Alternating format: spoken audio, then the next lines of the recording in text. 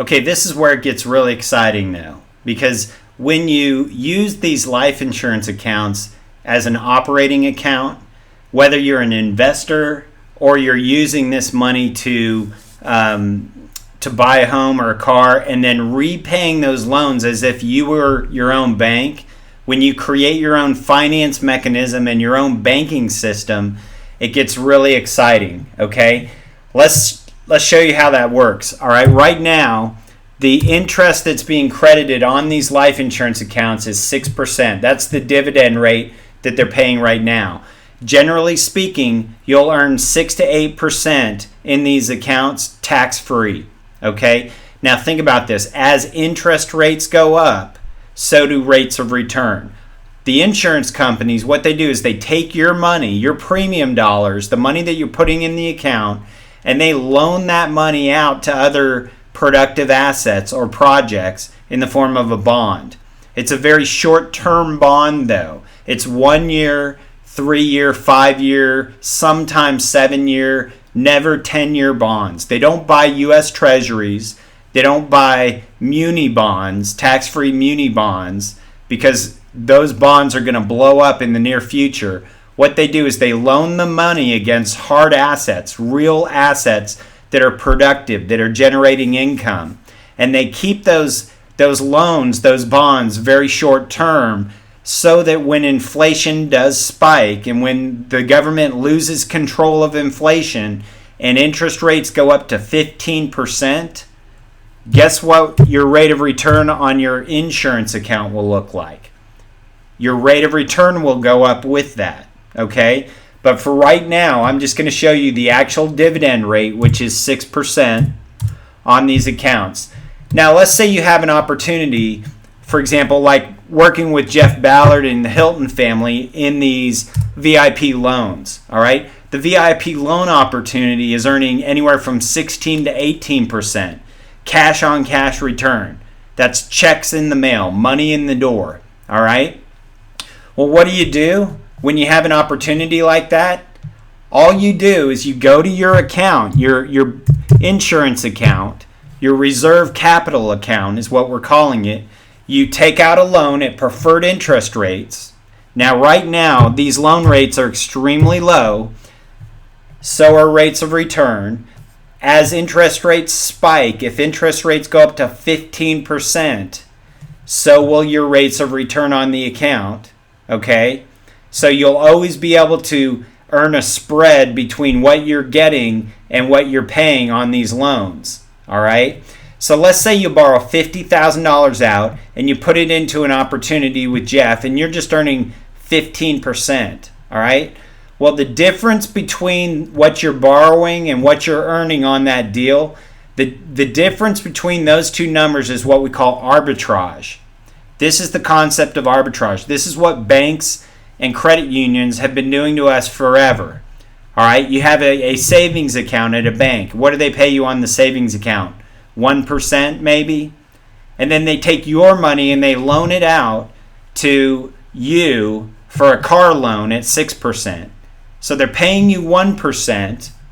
You're earning 1% on your money, and then you're paying them 6% on your car loan.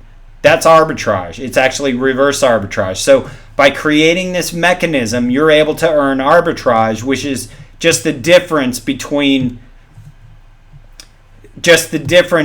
what you're paying and what you're earning on that deal. All right? Now, in this instance, the difference between 4.5% and 15% is 10.5%, or $52.50 a year based on this $50,000 investment. You follow me? So the arbitrage factor in this case is 10.5% on that deal. But wait a second. What about the money? What about the 6% interest that you're earning on that original $50,000 in your life insurance account? Because all you've done is collateralize the account, taken out the money, taken out a loan against the account. Your $50,000 is still growing at 6%. So the true rate of return, the actual effective rate of return on this scenario is 16.5%. Does that make sense? 16.5%, not the 15%. As if you just wrote a check to Jeff and invested in that loan deal with the Hilton family, you would earn 15 or 16%, whatever the number is. But by using this system, you're able to increase or stack those rates of return on top of themselves. All right? Does that make sense? Okay, now there's 3 things that you can do with the money, with this $52.50 a year that you're earning, the dividends that you're earning from this financial opportunity. All right? You have 3 options. The first option is to repay the loan. When you repay this loan and you eliminate the lien, that $50,000 loan that's accruing interest at 4.5%, all of the interest that is accrued on that loan is credited back to your life insurance account. Let me say that again. When you repay the loan, they simply remove the lien from your account, and any interest that's accrued on your account is credited back to your life insurance account in the form of cash dividends.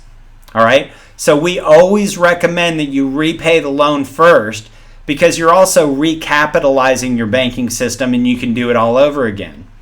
But you can choose to do whatever you want.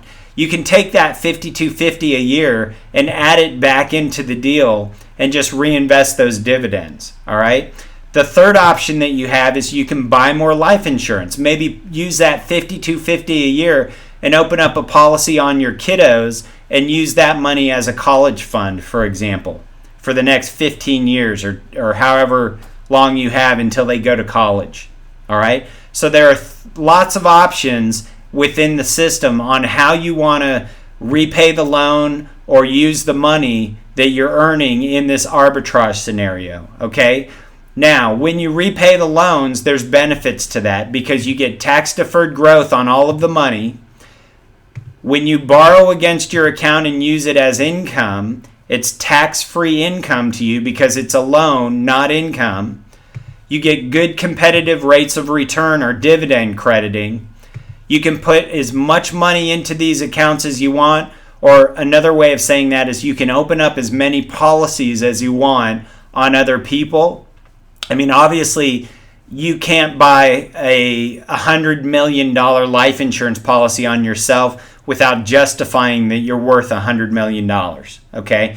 So the alternative is maybe you open it up with a business partner and you have a policy on your business partner and you stuff cash into that policy. You have additional benefits that are living benefits, like an accelerated benefit rider that comes free with every policy. And that's in case you get cancer or some kind of life-threatening illness. What they do is they pay the death benefit to you up front, tax-free, to help cover the expenses of that medical condition.